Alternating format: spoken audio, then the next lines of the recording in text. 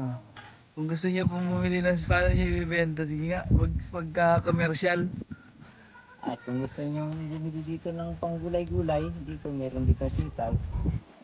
Ah, dito pala ang muna sa sunod ng talong, kamatis.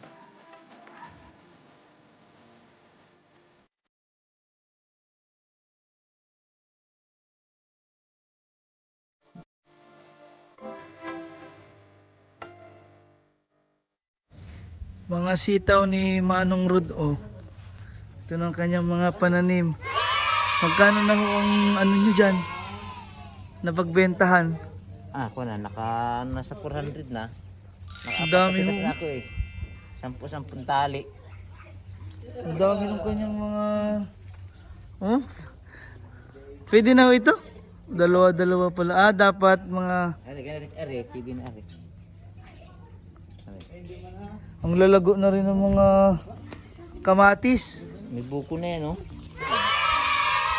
Hindi ko pa nga alam na bakuran. Alin to?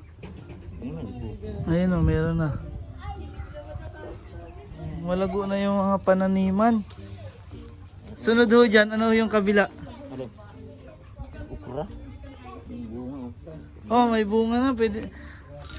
Ano yung mga pwede na rin ho yun. Ganyan. Pwede na yan. Ganyan kalalaki. Ayun, ang daming mga bunga na oh.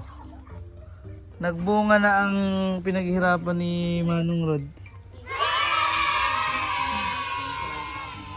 Ha? Talong mo? Asan ang mga talong nyo? Ayun oh. Dami ng mga... Tingnan din natin yung talong. Nandun yung iba eh. Ah, ito na ho yung mga talong. Baka mga pasibulin po ng mga tataas pa yan. Mataas pa yan, gayat sa'yo. Ah, ganyan kataas Tagal pa yan, bago. Kinapun ko nga. Para sa mga nakapun yan, naputo ng talbos. Kasi ito pa lang po kayo na ano, Sitaw. nakakumikita. Tayong pichay, nakakumita na ako sa pichay. Kasi ilang harbisan lang naman yan eh. Wala na agad eh. Yung iba Ayan yung mga tirang pechay. Gumulang na. Ang dami talaga nung bunga na nung sitaw. Lalo pag doon sa kabilang hilira na yun. Hindi man sa labas dami rin. Mhm. Ito yung kabilang pinagtaniman ni Manong Rod. Oh. Ayun. Gumulang na iba, hindi nakita. Oh, laki na ano. Yan oh. Ah, ganyan ang itsura niya. Ano, pwedeng itanim ho pag ganyang kagulang? Pagulangin at tatanim. Gusto niyo pong umorder, meron na rin po kami pang bentang sitaw. Sunod ay ano mga okra. Ay pang wala na may ilang puno na may okra na yan. Yung okra pang sarili na po, hindi pa bebenta. Sitaw lang po ang marami. Yung talong, pag yan ay bumunga, may pampinta rin. Ito may talong din ito eh, talong yan eh. Ilang puno po ang Marami talong yan dito? oh. Talong din yun. Mga talong yun. Mga talong. Palibot po dito sa bakod, puro sitaw. Dahil din. Mga bunga na. Ayan, mga pwede na. Kaso inisprehan niyo po ba yan ngayon? Try ko kahapon. Kaya di pa maputi, di isang araw pa yan. Pag maulan yan, hindi pwede na bukas yan. Kababadaas tubig. Ayos at nakakabenta na. Nakaapat na bihis na akong puti. Isang puti. Sa isang bilog pong tali, ilang pong piraso? 12. 10 piso na ho yun. 12 gaygay. Sunod pala yung mga kamatis na nabunga na rin.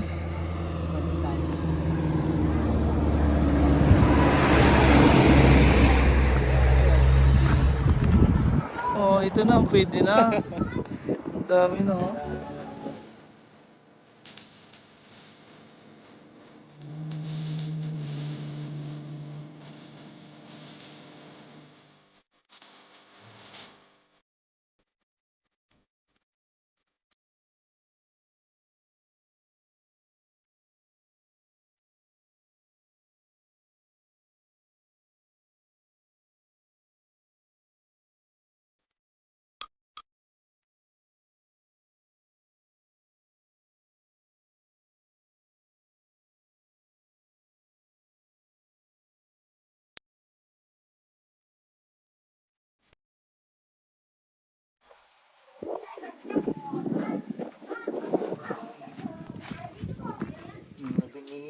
kahapon pa ga. Ay, yung mga nalampasan ho, ganyan nakalaki. Ay, pinina lang yan. Kaya kung pinatasan ito kahapon. Pitisang ako kahapon at pinala ko sa kapatid ko. Bago nyo in-sprayan kahapon, Kita sa nakapagdala kayo ng mga gulay ho doon, maganda. Kung hindi ho nagtanim, wala nga anihin na yun, dami ng anihin ngayon.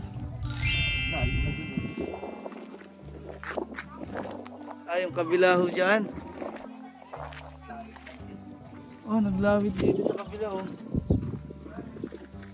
Yan po yung kabilang bakod oh. Andun lahat yung mga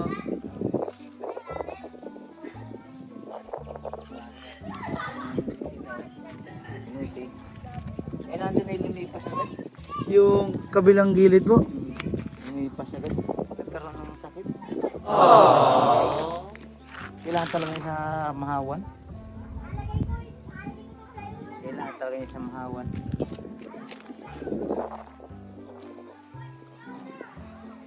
Hanggang December pala po yan ay namumunga pa, mga sitaw. Alaga-alaga lang ang spray. Kaya comment na po kayo kung ilang tali ang inyong order para dadalhin po namin sa inyo. Ito na yung labas ng bakod ni na Manong Rod. Nakakatawa yung mga okra. Ay, yung okra po ilang puno, ilang ano lang yung talim? Ilang puno? Ang sarili lang po nila yung Sarili ko ang ulam na panggulay.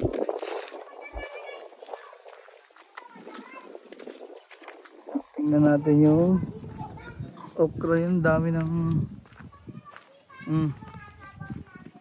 talong, okra. Sabi yung okra, ang gaganda na, sarap pa naman ng okra. Wow. Spray ko kahapon at tinidahon mga sir. Spray ko kahapon. Para mga nagbaluktutan na pati. Dapat tuwid yan eh. Ano pong ano yan, bakit nabaluktot nga niya yung okra nyo? Bal na baluktot. Pero mura pa yan. Ito mga mura pa ito. Ibang lahi niya. Ito mura pa. Ayun magulang na rin isa. Ayun mura pa rin. Ayun mga puting dyan. Hindi ko kada spray eh. Pero mga kanya yun pa yun. Branding yun. Pitaw. Sabi, kung naputi din ang dami man din. Tapos, Dito na po kayo kumukuha ng pang-ulam nyo. pang gulay-gulay. Sustansya pa naman yung gulay, okra. Ano tayo ron, ano? Anong pinakang gusto mong gulay? Sitaw. Sitaw po. Sitaw daw po ang gusto niya. Ikaw Salem, anong gusto mong gulay? Sitaw din pala. Hindi maganda, marami kayong sitaw oh. Kahit may lipas na naman. Kahit araw-araw sitaw. Dami namang bunga. Nakakaligtan niya iba pag hindi ko na ilabas.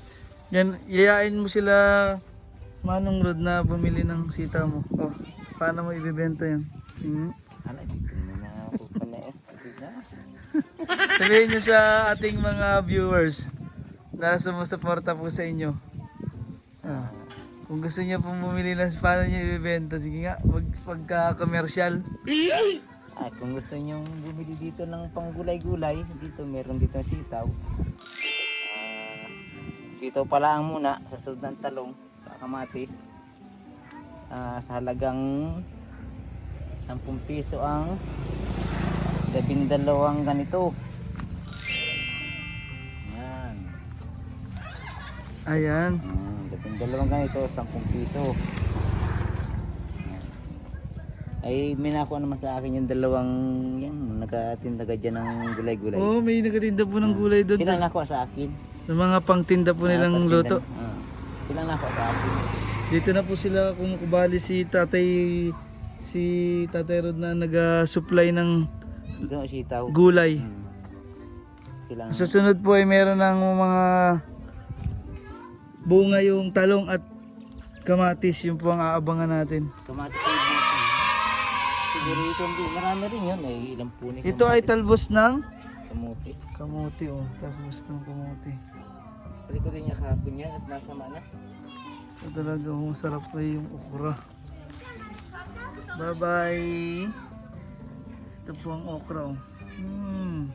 Kaso bumaluktot po. Comment po kayo kung anong paborito nyong gulay. Ayaw, kung ba't maluktot. Comment nyo po. Ang dami ng gulay dito. Parang bahay kubo na to.